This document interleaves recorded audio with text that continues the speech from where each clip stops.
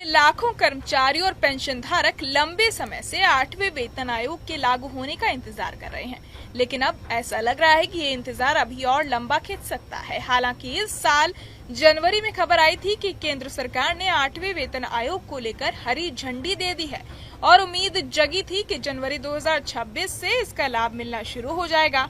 लेकिन अभी तक ना तो आयोग का गठन हुआ और ना ही इसकी टर्म्स ऑफ रेफरेंस यानी TOR तय की गई है।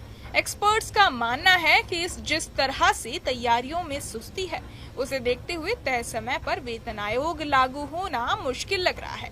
7वां वेतन आयोग फरवरी 2014 में बना था और उसे जनवरी 2016 में लागू किया गया था। यानी सरकार ने रिपोर्ट तैयार करने, मंजूरी दिलाने और लागू करने में करीब 2 साल लगाए थे।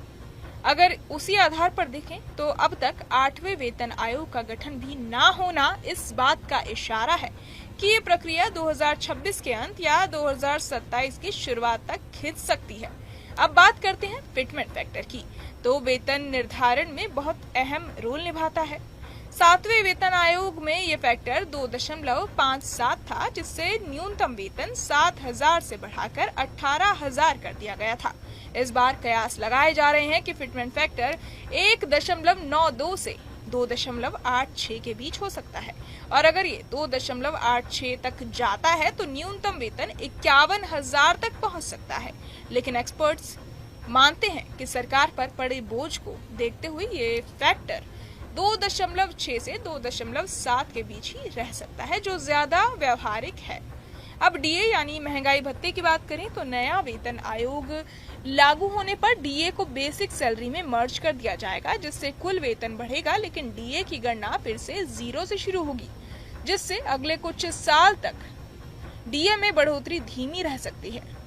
जनवरी 2025 में DA की दर करीब 55% होने की संभावना है और जुलाई 2025 में इसमें और इजाफा हो सकता है।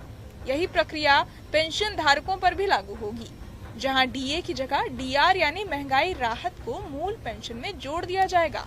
इससे पेंशन में बढ़ोतरी तो जरूर होगी, लेकिन इसके बाद DR की नई गणना भी 0 से शुरू होगी। पेंशनर्स संगठन मांग कर रहे हैं कि इस पूरी प्रक्रिया में पारदर्शिता हो और सरकार समय रहते सारी बातें साफ करे, ताकि पेंशन धारकों को भी भरोसा मिल सके कि उनके साथ कोई गड़बड़ी नहीं होगी। कुल मिलाकर फिलहाल 8वें वेतन आयोग की राह थोड़ी लंबी लग रही है और कर्मचारियों को अभी इंतजार करना पड़ सकता है।